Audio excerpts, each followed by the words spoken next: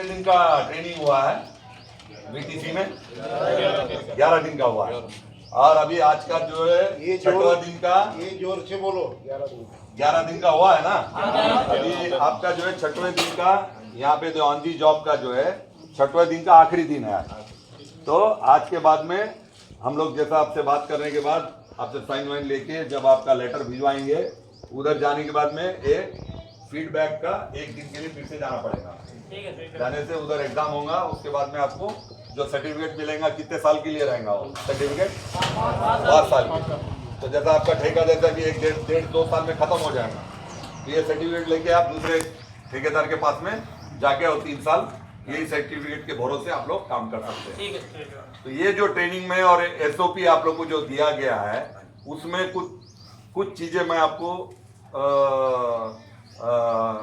मतलब और एक बार आपको याद दिला देता हूँ, जिसके ऊपर में सबसे ज्यादा ध्यान रखना है। सबसे पहले हाजिरी को इन कराना है और आउट कराना है, ठीक है? उसके बगैर आपको ड्यूटी में जाना नहीं। जो गाड़ी आपको अलॉटमेंट किया है वही गाड़ी आपको चलाना है। जिस गाड़ी में लोड लेने के लिए बोलेंगे वही गाड़ी में आपको लोड लेना है। जब तक वो गाड़ी लोडिंग मशीन अगर से ब्रेक डाउन नहीं होता है, तब तक वही मशीन में आपको लोड लेना है, ठीक है? और कभी भी आप पहली बार गाड़ी में बैठ रहे हैं, मतलब ड्यूटी चालू होने के बाद में, तो जो परिक्रमा करते हैं ना आप लोग, उसमें क्या क्या देखते हैं आप लोग? परिक्रमा में आप लोग क्या क्या देखते हैं? टायर का हवा देखते हैं। दूसरा, ग्रीस लीकेज ना हो, हाइड्रोलिक ऑयल लीकेज ना हो, डीजल कहीं से लीकेज हो रहा है क्या? और क्या देखते हैं? पट्टे नहीं देखते हैं क्या? क्यों नहीं बोल रहे हो? पट्टे देखते हैं। और क्या देखते हैं? हवा चेक करते हैं, टायरों की हवा चेक करते हैं। और उन्होंने आजू बाजू कोई आदमी है क्या, कोई है, गाय भैंस बैठा है तो उसको भगा देना है, ठीक है? आदमी है तो थोड़ा उनको खबरदार करना है। और कैबिन में बैठने के बाद में क्या क्या देखते हैं? सबसे पहले सीट बेल्ट, बढ़िया। और उसके बाद अपना देखें कौन सा मीटर हमारा सही है। हाँ, मीटर देखेंगे, बढ़िया। और फ्रंट मिरर देखना है, फ्रंट मिरर देखना है, ओके। साइड ग्लास अगर लेफ्ट साइड का देखना है, बहुत राइट बढ़िया, साइड का देखना है सर। बहुत बढ़िया। उसके बाद हम देखेंगे स्टार्ट करके, हाँ, गाड़ी हमारा स्टार्ट है, ठीक है। और हॉर्न लंबा हॉर्न थोड़ा 3 बार बजाना है। और मिरर में आजू बाजू देखना है, कोई हॉर्न सुनने के बाद भी कोई बंदा रहे तो नहीं। हाँ, तो थोड़ा सा ध्यान देके करना है। और जब रोड पे चलेंगे, जो रोड में एक स्पीड का लिमिट जगह जगह पे लगाया गया है, 20 किलोमीटर प्रति घंटा, उसके हिसाब से चलाना है। ओवरटेकिंग नहीं करना है, टर्निंग में स्लो करना है। और अगर जो कोई आपका वाटर स्प्रेइंग का गाड़ी आ रहा है, तो उसको जाने के लिए जगह देना है। आप खाली गाड़ी में है, लोड गाड़ी आ रहा है, तो वो रोड के ऊपर में पहला अधिकार किसका है? लोड गाड़ी का है। तो इसीलिए जबरदस्ती का जो है ना, आप लोड गाड़ी को रोकने का या उसके बीच में बाधा नहीं बनना है, ठीक है? और अगर जो टो गाड़ी आ रहा है, आप लोड लेके जा रहे हैं, तो अब कौन सा अधिकार किसका ज्यादा है? टो गाड़ी का ज्यादा है, ठीक है ना? तो हर रोड के लिए हर एक गाड़ी का अपना अपना एक अधिकार होता है। ज्यादा हॉल रोड में है तो उसमें लाइट व्हीकल नहीं लेके जाना है, ठीक है? और खाली लोड गाड़ी आ रही है तो खाली गाड़ी को रुक जाना है, लोड गाड़ी को जगह देना है, उसको रोकने की कोशिश नहीं करना है। लोड गाड़ी है, टो गाड़ी आ रहा है तो उसको बाजू करना है। वाटर स्प्रेइंग आ रहा है, टैंकर वाला आ रहा है तो उसको इज्जत से जाने देना है, ठीक है? और जब डंपिंग में जाएंगे, अपना जो डंपिंग है, अभी गीली मिट्टी आ रही है अभी थोड़ा फेसों से, क्योंकि मानसून के बाद में पानी खाया हुआ है, तो डंपिंग जो है ना जगह जगह पे क्रैक हो रहा है। इसलिए आप लोग को क्या बोला जा रहा है, बार बार बोला जा रहा है कि भाई 5-7 मीटर दूर में डंपिंग से एज से 5-7 मीटर दूर में गिराना है। क्यों 5-7 मीटर बोल रहे हैं? आपकी गाड़ी की लंबाई कितनी होगी अंदाजन बोलिए? आपका टिपर का लंबाई कितना होगा अंदाजे से बोलिए? 12 मीटर है आपकी गाड़ी का लंबाई। 20 फुट मतलब कितने हो गए, कितने मीटर हो गए? 20 फुट मतलब 5 मीटर 6 मीटर। इसलिए आप लोग को बोलते हैं, अगर जो आप आखिरी तक लेके गए, अगर जो कहीं डंपिंग खसका तो आपका गाड़ी सीधा नीचे ना चले जाए। इसीलिए आप लोग को बार बार बोला जाता है कि भाई 5 मीटर 7 मीटर दूर में रखो। अगर जो कोई खसका भी तो घसकेगा अगर तो कम से कम आपका गाड़ी सेफ रहेगा।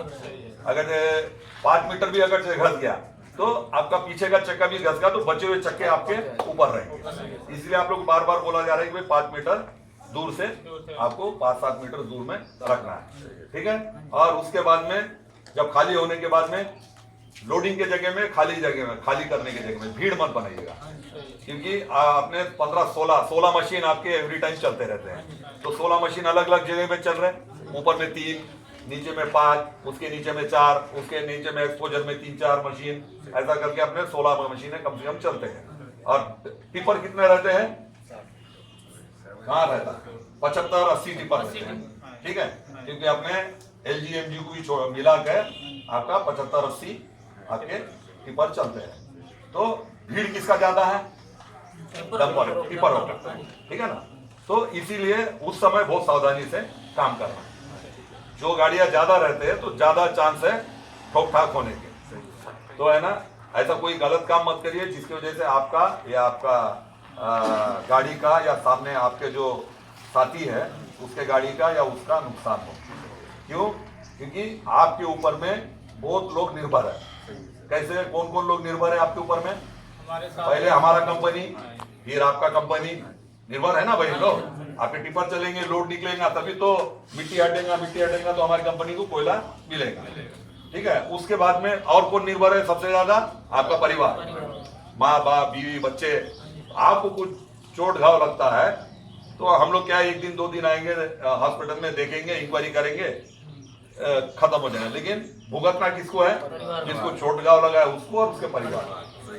तो परिवार दूर में है तो अगर जो थोड़ा भी खरोच आ जाएंगे तो उन लोग जो दूर में बैठे हैं वो बेचारों को मालूम नहीं है, तो वो ज्यादा परेशान होगा। तो इसीलिए ऐसा कोई काम मत करिए जिसकी वजह से आप या आपका परिवार या आपका कंपनी या हमारी कंपनी परेशानी में हो, ठीक है। किसी को भी चोट लगेगा, खरोच भी आएंगी तो सबकी जिम्मेदारी है, हमारे से लेकर ऊपर का मैनेजमेंट, आपका जो कॉन्ट्रैक्टर के जो भी प्रतिनिधि है, सबको परेशानी है। तो थोड़ा ध्यान रख के काम करिए और अपने खदान में कम से कम जो खतरे जो है अपने खदान में, तो उसमें क्या क्या है। सबसे पहला, नदी के बाद में बीच में अभी थोड़ा फ्लड लेवल बढ़ गया था तो कितना परेशान हो गए थे आप लोग। कैंप में थे तो रात भर आप लोग टॉर्च लेके बैठे रहते थे, कहीं अचानक पानी बढ़ जाएगा तो कैंप में कहीं ना आ जाए। तो वो जो नदी है हमारे खदान के लिए, हम लोग के लिए बहुत बड़ा खतरा है, ठीक है। तो हम लोग के अभी माइंस में सबसे बड़ा खतरा वो बाजू में जो नदी बह रही है, वर्धा नदी, उससे खतरा है। और उसके बाद में क्या सबसे बड़ा खतरा है अपने खदान में, वो है आपके बेंच। कितने बेंच है अपने खदान में, 15 बेंच 14 बेंच के आसपास में है, ठीक है। तो ये जो बेंच, जो कभी भी कुछ डिस्टर्बेंस होगा तो बेंच कभी भी घसक सकते हैं, तो वो एक बड़ा खतरा है। तीसरा सबसे बड़ा खतरा क्या है, डंपिंग का, ठीक है। अपना 3-4 डंपिंग है अपने यहाँ और बड़े बड़े डंपिंग हैं, तो ये डंपिंग भी कभी भी अपने घसक सकते हैं। तो ये जो है 3 जो खतरे अपने, ये है प्रमुख खतरे बोलते हैं इसको। क्यों प्रमुख खतरे बोलते हैं इन लोग को, क्योंकि ये खतरे जो है आए दिन नहीं होते, ठीक है। ये 2 साल, 10 साल, 1 साल, 20 साल, 50 साल, 100 साल में एक बार होता है, ठीक है। बाढ़ क्या आए दिन आता है क्या, बाढ़ नहीं आता है। कभी 1994 में आया था इधर बाढ़, 1994 से लेकर अभी कितने साल हो गए, कम से कम 30 साल के आसपास हो गए, ठीक है। तो अभी तक कोई ऐसा मौका नहीं आया। बीच में थोड़ा पानी बढ़ा था, दिक्कत हुई, लेकिन वैसा नहीं है जो 94 में जो आया था। तो इसीलिए बोलते हैं कि भाई ये जो खतरे, प्रमुख खतरे, कभी 200 साल, 100 साल, 20 साल, 50 साल में एक बार होता है, लेकिन जब होता है तो बहुत ज्यादा तबाही मचाता है, समझे ना। अगर जो बेंच स्लाइड होंगे तो कितना बड़ा खतरा है।